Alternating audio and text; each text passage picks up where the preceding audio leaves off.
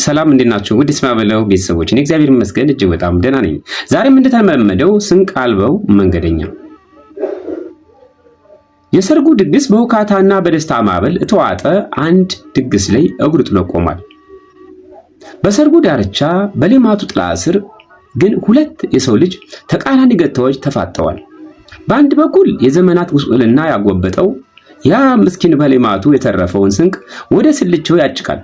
እያንዳንዱ የሚዘግናት ጉርስ ለወራት የሚዘልቅ የነፍስ ማቆያ ዋስትና ናትና ከአንዱ ሌማት ወደ ሌላው ሌማት እንደ ንብ እየዞረ ኮረጆውንና ሆዱን ይሞላል።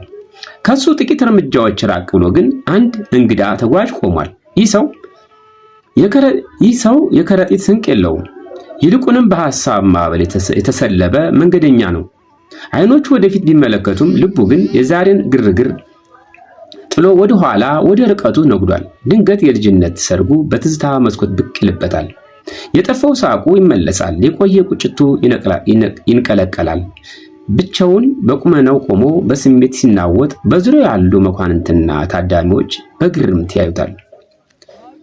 ይህስ የቅርብ እብድ ነው መሰል። የሚቀምሰው ስጡትና ይሄድ፣ ልጆቻችን ያስደነግጣቸዋል አለ ከሚጋበዙት መኳንንት አንዱ። አስተናጋጁ የጠላውን ዋንጫና የምግቡን ሞሰብ ይዞ እንካ ብላና ከዚህ ሲለው መንገደኛው ካለበት የትዝታ ማዕበል ባህር ደንግጦ ብንን አለ። እሺ ጌታዬ ብሎ አንገቱን ደፍቶ ተቀበለው።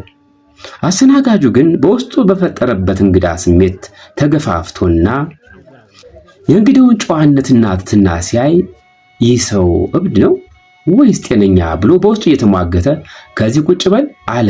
በአገጩ የሌማቱን ዳስ የተደገፈበትን ገባ ወጣ ያለ ድንጋይ ሹል ድንጋይ በአገጩ እያመለከተ መንገደኛው ምንም ሳያቅማማ ከጠገቡትና ካጌጡት ሰዎች ጎን አጎንብሶ ተቀመጠ።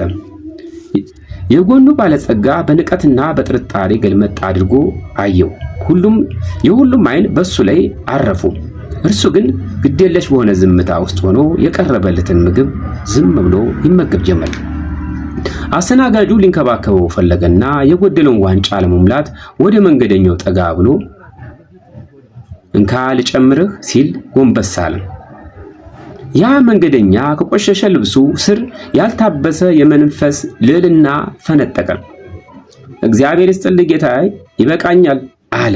ድምፁ እንደ ጥቁር አባይ እየተጥመለመለ አገር አቆራርጦ የሄደ በሚመስል መንገድ አዳራሹ ላሉ ሰዎች በሙሉ ደረሳቸው። መንገደኛው መንገድ እንደዋለብኝ ይጥለኛል። እንኳን እንደኔ አይነቱ ትቢያ መንገድ የሰለበው ቀርቶ ጮማ እየቆረጠ የዋለውን እንኳን ይህን ብርዝና ወይን የሆነ ጠላ ጠጥቶ ቆሞ መሄድ አይችልም።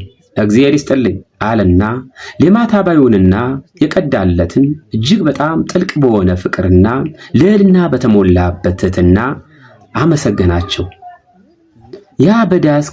ያ ዳስ በአንድ ጊዜ ጠጥታ ሰፈነበት። ያ ዝቅ ተደርጎ የታየው ምስኪን ቃላቱ እንደ መብረቅ ተወረወረ። ሁሉንም ልብ ሰንጥቆ የለበሰው ቆሻሻ ጨርቅ ተገፎ በቃላቱ የከበረ ካባ የተጎናጸፈ ይመስላል። በግርማ ተሞላ።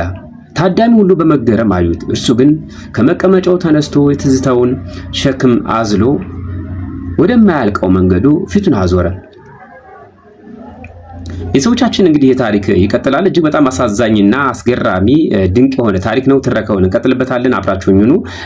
ስንቅ የሌለው ተጓዥ እንግዲህ ረጅም ርቀት እየተጓዘ ነው። በርካታ ውጣ ውረዶችን፣ በርካታ ገጠመኞችን፣ በርካታ ፈተናዎችና በርካታ መልካም ነገሮችን እየገጠሙት በህይወታችን እያስተማረን እንዳለ እረዳለሁ። ትረካውን እቀጥላለሁ። ሰላማችሁ ይብዛ። አብራችሁኝ ሁኑ። እወዳችኋለሁ።